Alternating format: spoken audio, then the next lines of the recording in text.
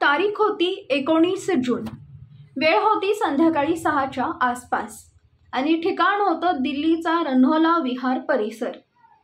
स्कूटरवरून घरी परतणाऱ्या ओंकार नावाच्या व्यक्तीवर मागून चाकूने हल्ला करण्यात आला।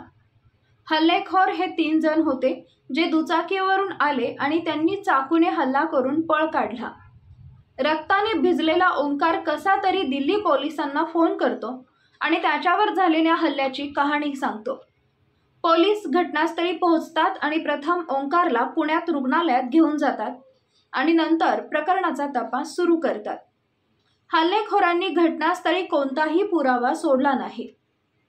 आता हल्लेखोरांना ओळखण्यासाठी सर्वप्रथम ओंकारच्या मोबाईलचे तांत्रिक निरीक्षण केले जाते।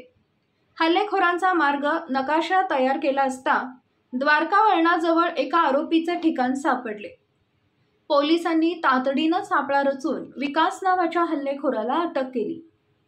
चौकशी केली असता रोहन आणि हर्ष उर्फ बाली या इतर 2 आरोपींबाबतही सुगावा लागला। पण विकास जेव्हा या हल्ल्यामागची खरी कहाणी सांगतो तेव्हा पोलिसांच्या पायाखालची जमीन सरकते।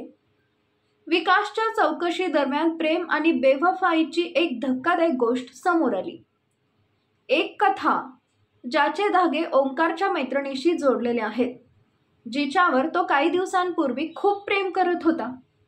ओंकारची मैत्रीण निखत हिनं विकास आणि त्याच्या 2 साथीदारांना हल्ला करण्याचा ठेका दिला होता। हा ठेका केवळ हल्लाच नाही तर ॲसिड ओतून ओंकारचा चेहरा खराब करण्याचाही होता।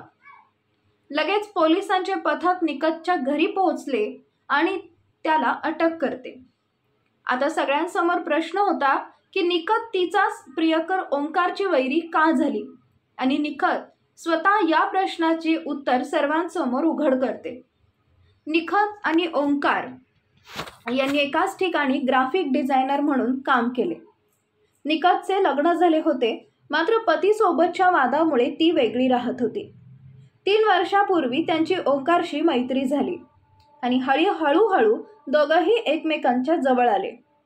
एके दिवशी ओंकारचे दुसऱ्या मुलीशी लग्न झाल्याचे निखतला कळेपर्यंत सर्व काही ठीक चालले होते। जेव्हा तिनं याला विरोध केला तेव्हा ओंकारनं धमकी दिली की जर ती त्यांच्या मार्गात आली तर ते सर्व वैयक्तिक फोटो आणि व्हिडिओ सोशल मीडियावर पोस्ट करेन।